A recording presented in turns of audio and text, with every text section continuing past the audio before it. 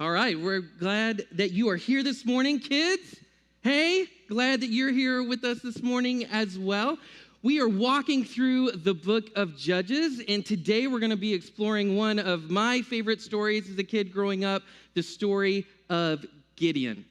Now, Gideon is really, really cool. In some ways, the story of Gideon is very unique. There's some things that happen in Gideon's story that doesn't happen with any of the other judges.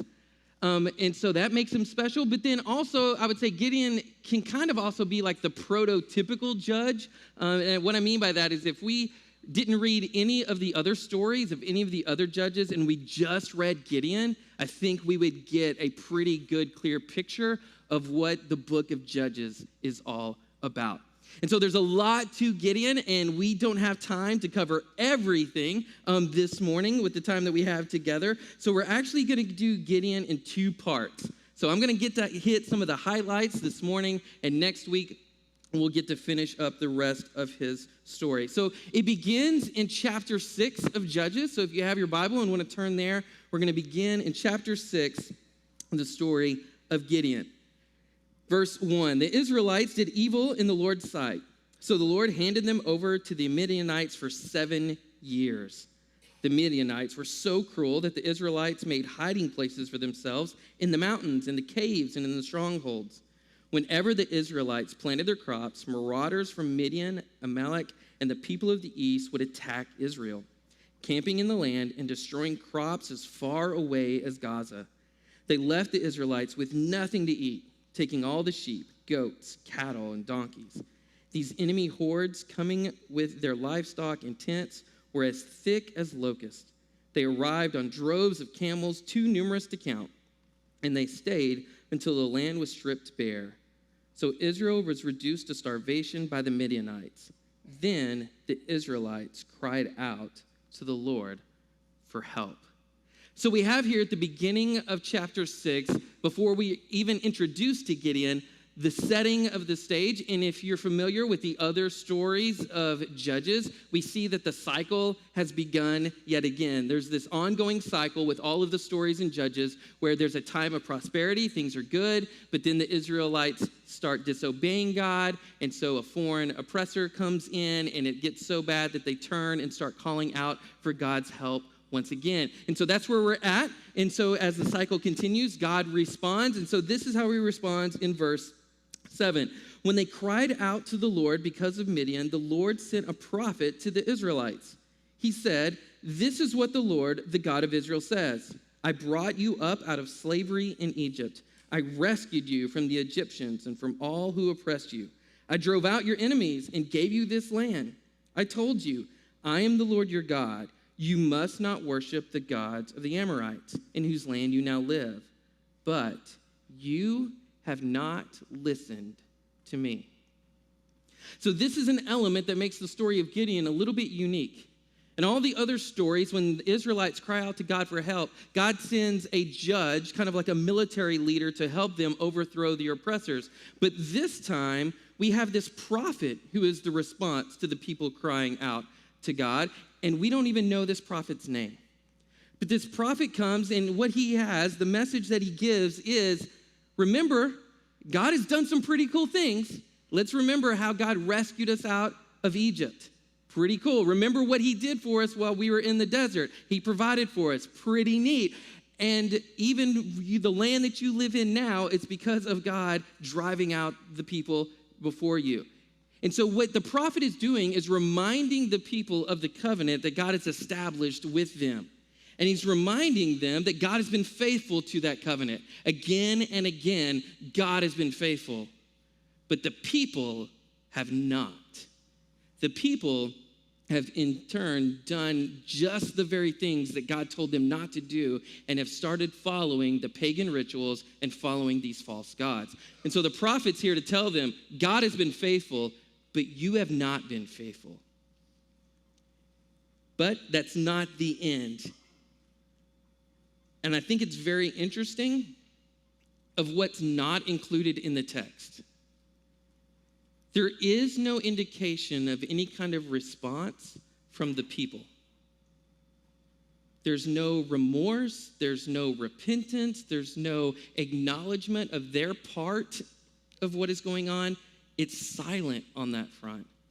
And I think that's an indication of just how far and distant the people of Israel really are away from their God. And so here in verse 11, we're actually introduced to our hero of our story. Then the angel of the Lord comes and sits beneath the great tree at Ophrah, which belonged to Joash of the clan of Abizar. Gideon, son of Joash, was threshing wheat at the bottom of a winepress to hide the grain from the Midianites. Now, you're going to have to use your imagination here for a moment. Picture, if you will, there is this guy out in the field. It says he's threshing wheat. Now, I don't know how many of you have ever threshed wheat before. I never have.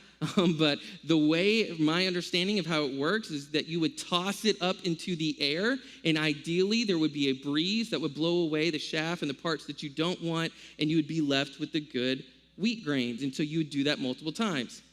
And so in order for this to work well, you need a breeze, which means you would need to be out in the open, away from trees or buildings, so you would get that breeze, or even ideally up on a mountain or up on a hill so that you could get that good breeze to help you do this work. But Gideon is not in a field. He's not on a hill. He's inside of some kind of closed container. We're not really given a description of it, but it's a wine press. So either some kind of closed container or possibly even a hole in the ground was often used as wine press. So instead of being out in the open, he's hiding in his wine press, and I can just imagine him throwing it up. There is no breeze if you're in a hole or inside of a container. So the work he's trying to do is pretty much impossible.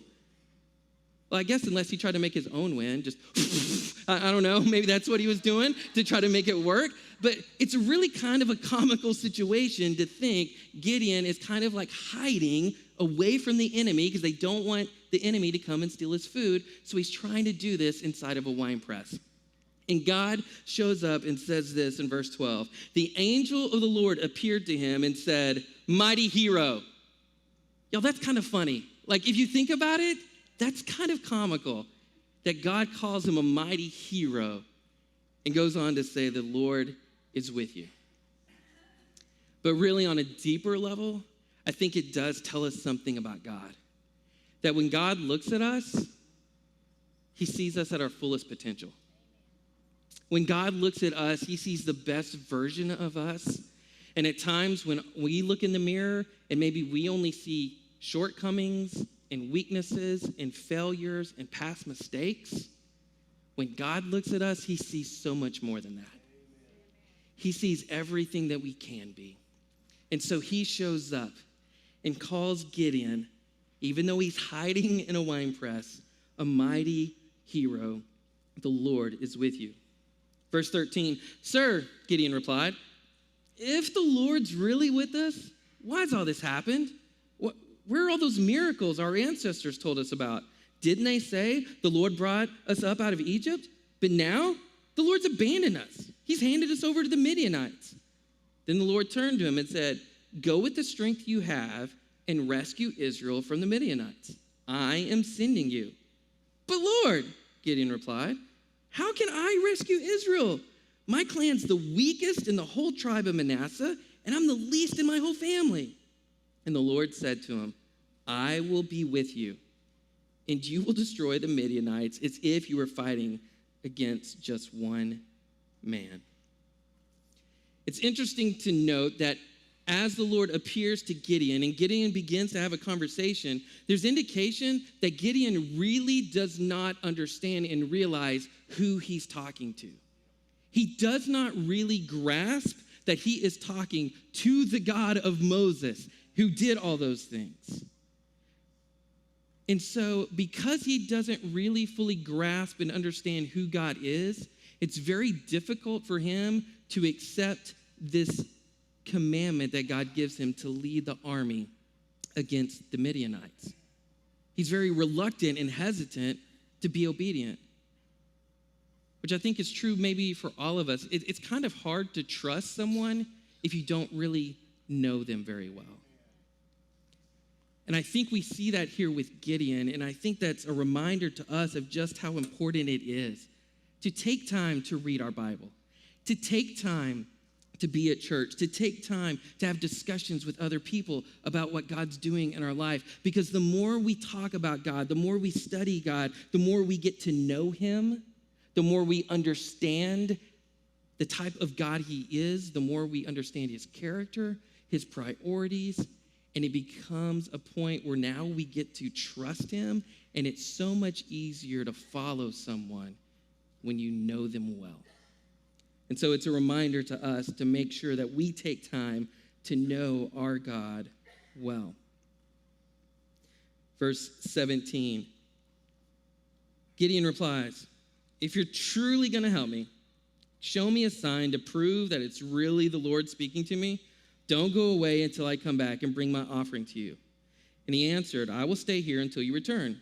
So Gideon hurried home. He cooked a young goat, and with a basket of flour, he baked some bread without yeast. And then carrying the meat in a basket and a broth in a pot, he brought them out and presented them to the angel who was still under the great tree. The angel of God said to him, "Place the meat and the unleavened bread on this rock and pour broth over it." And Gideon did as he was told. Then the angel of the Lord touched the meat and bread with the tip of his staff in his hand, and fire flamed up from the rock and consumed all he had brought, and the angel of the Lord disappeared. Now that is a pretty cool little moment, right? For those of you very familiar with Old Testament, there should be a callback to another situation where a guy is having a conversation with God, and he uses fire to take up his offering. And so, if you will, picture again, use your imagination.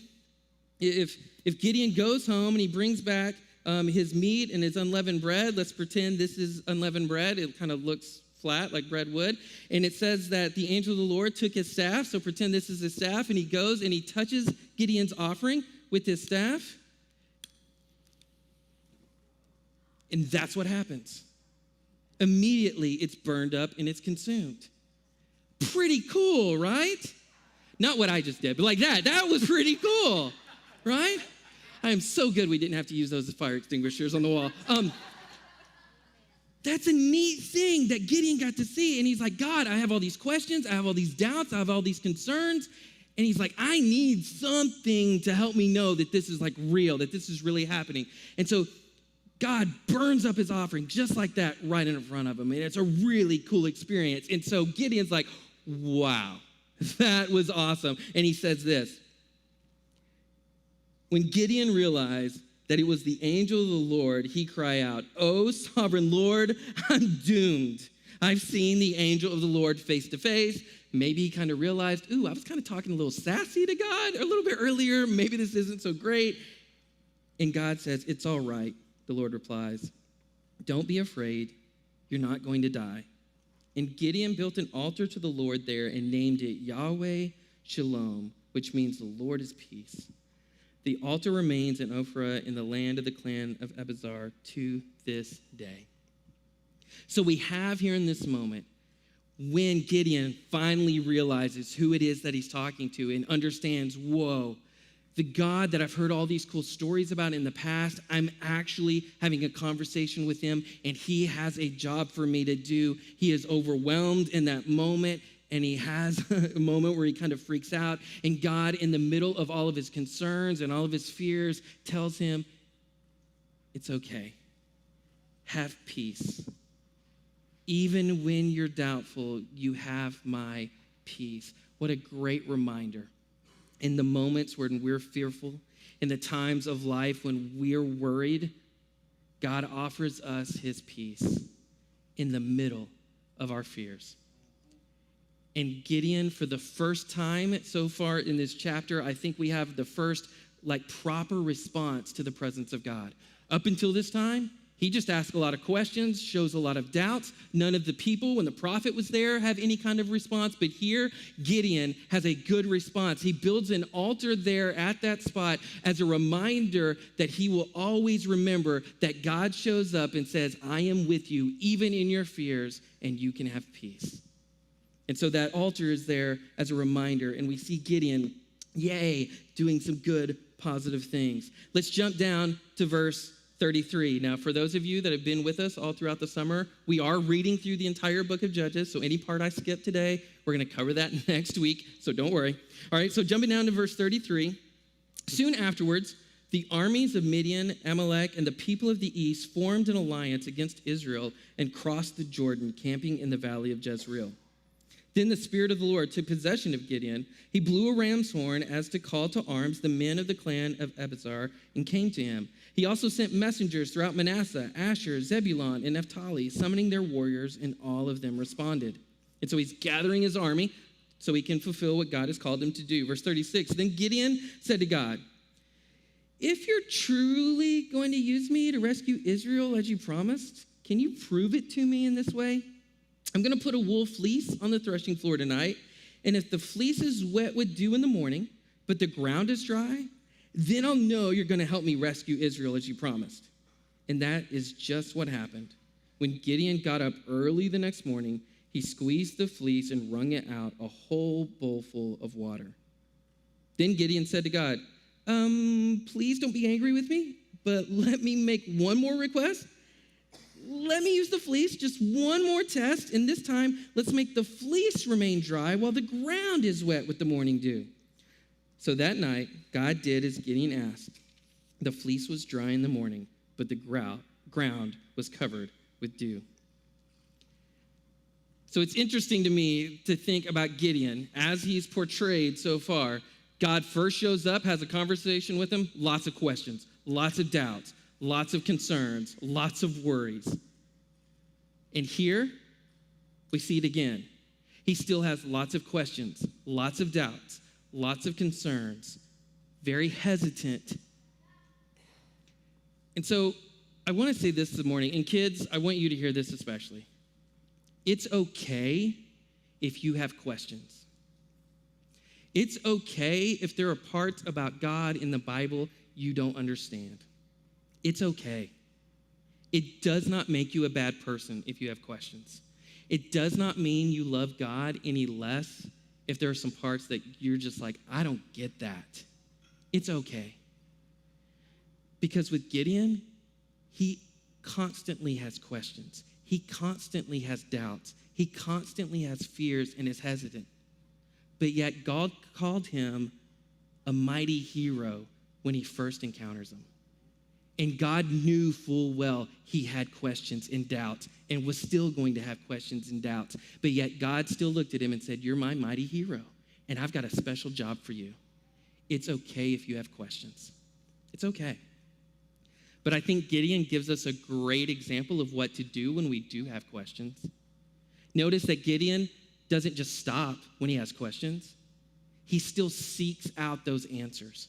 He continues to go to God and say, God, I don't get this. I'm not really sure, but can you help me here? And so we see an ongoing habit of Gideon, even with his doubts, even with his fears, he continually goes back to God and asks for reassurance again and again. He continues to seek out the answers. He doesn't just stop and give up and go like, well, don't get that, so I'm going to just throw my hands up, not so sure about this whole God thing altogether. That's not what he does. And I think that's a great example for us, that when we have questions, to continue to seek those answers. Don't give up. Don't throw up your hands and quit, but continually to go and seek out wise counsel, find people you trust to ask those questions to. I'll give you a little secret. Even though I'm an adult, I still have questions sometimes when it comes to the Bible. I don't understand it all the time. And I still go and ask my dad when I have questions about the Bible. He's a pretty smart guy when it comes to the Bible. So I still do it too. So it's okay. The other important thing that I think we see with Gideon is that he doesn't stop being obedient to God even with his doubts and fears. We see Gideon constantly asking God when he first appears, and here with the fleece, we see it again. But in the in-between time, what did he do? He goes out and he starts collecting the army. He's taking steps of faith even with his doubts and even with his fears. What a great thing for us to do when we have doubts and fears and there are parts of God that we're not sure about. We're still faithful and obedient to what we do know and understand. It doesn't paralyze us. It doesn't immobilize us, but we're still faithful. That's exactly what Gideon does. And he's a great example of how we handle our questions and our doubts and our fears. And I know sometimes we can kind of look at Gideon and kind of like, oh, he's not such a great guy. Like, he's a scaredy cat and he like has all these doubts and stuff. He's not this great person. But maybe the point of the story is less about us focusing on Gideon. And maybe the point is to more focus on the character of God and how God handles Gideon with all of his fears and doubts. Because what we see with God is that he meets Gideon where he is, and he is patient with him and provides Gideon exactly what he needs in order for Gideon to take the next step of faith.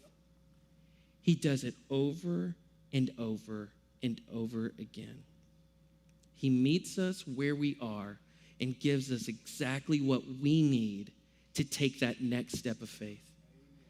Even though sometimes we're like, God, I really want to know what's going to happen next month, next year, 10 years down the road. Can you like help me out there? And God says, whoa. I'm going to give you what you need to take your next step of faith today. I will be a light unto your path and a lamp unto your feet, one step at a time. And that's what we see here in the story of Gideon. Chapter 7, verse 1. So Zerubbabel, that's Gideon, he was given that nickname in the part that we skipped over, and his army got up early and went as far as the springs of Harod. The armies of Midian were camped north of them in the valley near the hill of Moreh. The Lord said to Gideon, you have too many warriors with you. If I let all of you fight the Midianites, the Israelites will boast to me that they saved themselves by their own strength. Therefore, tell the people, whoever's timid or afraid can leave this mountain and go home. So 22,000 of them went home, leaving only 10,000 willing to fight. So God tells Gideon, your army's too big, which is crazy. You never go into a battle with a too big of an army, but God says, no, it's too big. We need to like pare this down. So from 32 down to 10,000. Verse 4, but the Lord told Gideon, there's still too many. Let's bring them down to the spring, and I will test them to determine who will go with you and who will not. When Gideon took his warriors down to the water, the Lord told him, divide the men into two groups. In one group, put all those who cup water in their hands and lap it up with their tongues like dogs. In the other group, put all those who kneel down and drink with their mouths in the stream. Only 300 of the men drank from their hands, and all the others got down on their knees and drank with their mouths in the stream.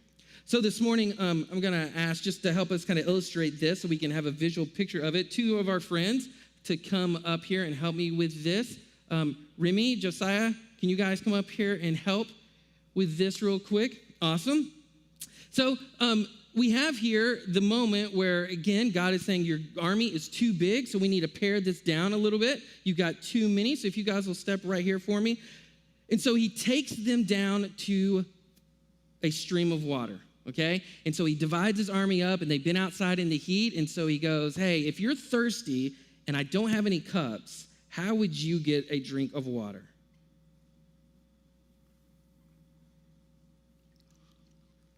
Look at that.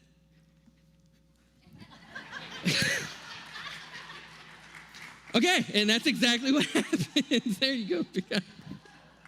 Wow, thank you guys very much. That's what happens.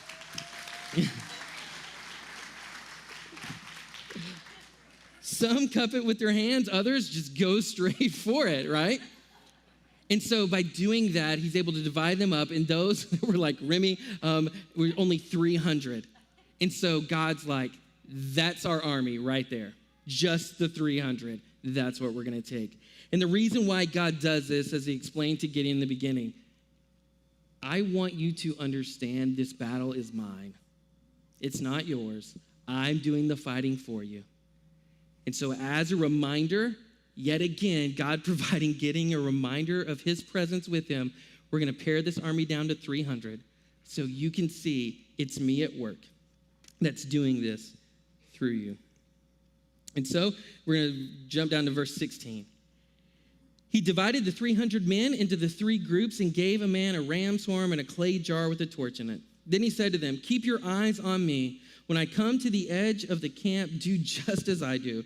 As soon as I and those with me blow the ram's horns, blow your horns too all around the entire camp and shout for the Lord and for Gideon.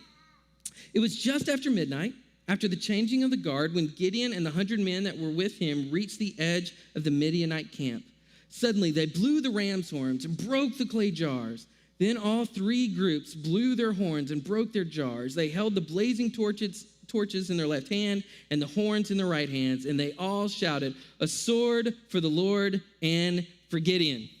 So what's happening here is in the middle of the night, Gideon with his band of 300 sneak up, and they're all around the perimeter, the edge of the enemy camp, and they're very quiet and they're sneaky. They all have torches hidden in clay jars so they don't project light, and they all got a trumpet in their hand. Now, I want to try this morning. Can we kind of reenact this very moment of the Israelite army? So if you have your cell phone, go ahead and get it out. Find your lamp, your flashlight app, so you can have your own little torch here in just a moment. Okay? We're going to turn out the lights, and on the count of 3, I want you to turn on that flashlight, and I want you to give some kind of yell, a little whatever you want that fills in. Okay, we're going to try this. Are you ready? Okay, so have your cell phone ready. Count of 3, turn it up, shine it up high, and then you're going to count and make a scream. Ready? 1, 2, 3. Ah! That's awesome. Y'all did so good. Okay, I'm scared. You can turn the lights back on. But imagine if you were asleep in the middle of the night, in your bed right now, right? And let's say, I know this is so creepy, but your room was full of people and they just all had flashlights and shined them on you and started screaming and blowing trumpets. You would freak out, right? That's a normal thing. And that's exactly what happens to the enemy army. They completely freak out. And let's see how the story ends. Verse 21, each man stood at his position around the camp and watched as the Midianites rushed around in a panic, shouting as they ran, trying to escape. When the 300 Israelites blew the ram's horn, the Lord caused the warriors in the camp to fight against each other with their swords. Those who were not killed fled to places as far away as Beth Shittah near Zaroth and to the border of Abel Mahala near Tabath. So we have here this great victory where the Midianites, who for 7 years have been oppressing the people, are defeated by Gideon and his 300 men. Gideon becomes this great leader, this mighty warrior who leads Israel into victory, just like God said when he first met him. You are my mighty hero. And here we see it come to fruition. Over and over again, God reminded Gideon, I'm with you. You're not alone in this. I'm with you. Because God is always true to his promises. We can trust our God because we know he is faithful to his word and he is always true to his promises. We see it here with Gideon. What a great reminder for us that God is always with us, because Gideon had a lot of questions and a lot of doubts and a lot of fears, but God constantly reminded him, I am with you. And so this morning, to help you kind of remember that lesson from Gideon, that God is always with us, we actually have some bookmarks for you down here. I've got some friends that are going to come and help hand that out. Corey, if you'll grab this one, and Chris over here. So kids, if you would, you can come on up. Actually, everyone, you can come on up. We have enough for everyone. We have little bookmarks here to remind us of this truth, that God is always faithful to us, that he is always with us. So kids, really, come on up. Grab yourself a bookmark right now. Because it's one of those things that we need to be reminded of again and again, of the truth of God's word, that God is always with us. There are times when we face things and we sometimes may be like Gideon, where we question. And we say, God, where are you at? There's so much going on in my life right now. I don't see you active. Yeah, it's cool. I've heard stories about you in the past. But where are you right now today? And so I think we all need this reminder from time to time that God is with us. And so whatever struggle you're facing, when you look out into the valleys of your life and it looks like there's an army that's amassing there that's ready to fight against you, we all need the reminder of God saying, I am with you. You're never alone. You're never forgotten. You're never abandoned, but I am with you, and together we can defeat any obstacle that's in your way. Together, we can overcome anything that you might face in this life. You are never alone. And when God looks at you, whatever it is that you have doubts and fears about, when God looks at you, he sees a mighty warrior when he looks at you. And he says, we can face this struggle together. You're never alone. You're never forgotten. You're never abandoned. Let's pray. Heavenly Father, I thank you for the great story of Gideon. What a wonderful reminder of a young man who has lots of questions, lots of doubts, and lots of fears. And yet you still use him in a mighty way. And you remind him again and again that you are always with him. You are always present. God, may we hear that same thing today. That whatever we face, you're always there with us. Whatever obstacle is in our way, whatever is causing us fear and anxiety and worry, help us to hear that you are the God of peace who never abandons us. That you are always faithful even at times when we're not. Help us remember Gideon.